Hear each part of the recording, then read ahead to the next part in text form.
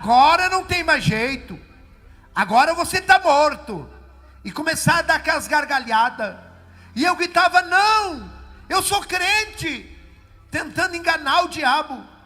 Irmãos, e eles sem misericórdia me pegaram, me levaram para o lado esquerdo, para esse lado. E ali eles me levaram e me jogaram dentro de um poço, de um túnel assim, ó, pá, igual joga um lixo. Irmãos, vida após a morte é tão real, que eu dizia: não é verdade que eu morri, eu vou me acordar, é um sonho, é um pesadelo. E quando eu acordar desse pesadelo, eu vou voltar para a igreja. Mas eu abria meu olho, eu via, irmãos, a boca daquele poço, daquele túnel, ficando para cima e eu caindo.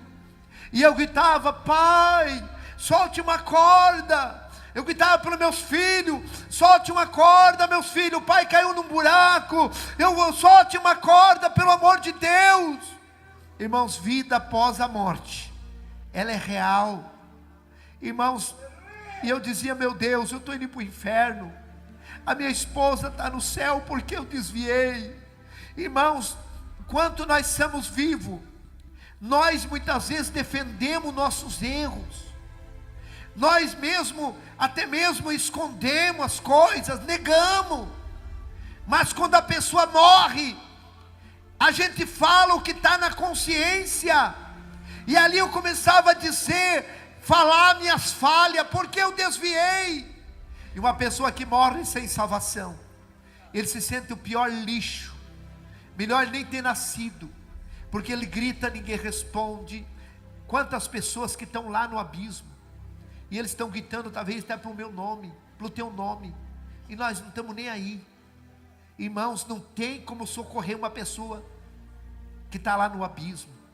E eu caindo, de repente sumiu, foi ficando escuro, e eu fui entrando numa escuridão terrível, e eu gritando, mas não era um poço pequeno, irmãos, era maior que essa igreja, era enorme, e muitas pessoas caíam também gritando comigo, e eu comecei a ouvir gritos aterrorizantes, que vinha lá de baixo, de milhares de pessoas. Não era grito de ai. Eu já ajudei a cuidar pessoas, irmãos, em fase terminal de câncer, e irmãos, só o gemido das pessoas, você não consegue comer, você não consegue ter paz. Quem já ajudou a cuidar pessoas assim? Você sabe o que eu estou falando, aquele ai, ai, não tem como você nem comer. Mas lá no inferno não é esse grito, é grito de ânsia aterrorizante, e não é de uma pessoa, é milhares gritando: água, socorro. Gritos, irmãos, que se as pessoas que estão paradas, que não estão mais servindo a Deus, pessoas que ainda não aceitaram, se escutasse os gritos das pessoas que estão lá vivas no inferno, com certeza todos eles reconciliavam. E eu fui chegando aonde eles estavam, e eu comecei a sentir um calor terrível. Se você queimar um dedo, você protege o dedo, mas se você entrar em corpo inteiro no fogo, não tem aonde se proteger. E eu entrei, irmãos, dentro daquele fogo terrível. Eu cheguei aonde estavam aquelas pessoas, e quando eu cheguei aonde eles estavam, eu comecei a gritar que nem eles, gritos aterrorizantes. E eu dizia: eu estou no inferno, e daqui nunca mais eu vou sair. E eu gritava por água: socorro, me ajude. Se tirar uma pessoa lá do inferno e acalmar a dor dele, e perguntar: onde é que você morava? Eu morava na rua tal, telefone tal. Ele sabe tudo, ele vai com a sua consciência junto, ele está sabendo de tudo. Irmãos, eu estava lá, no meio daquele fogo, gritando. E tem momentos que aqueles demônios, eles dão gritos aterrorizantes, irmãos.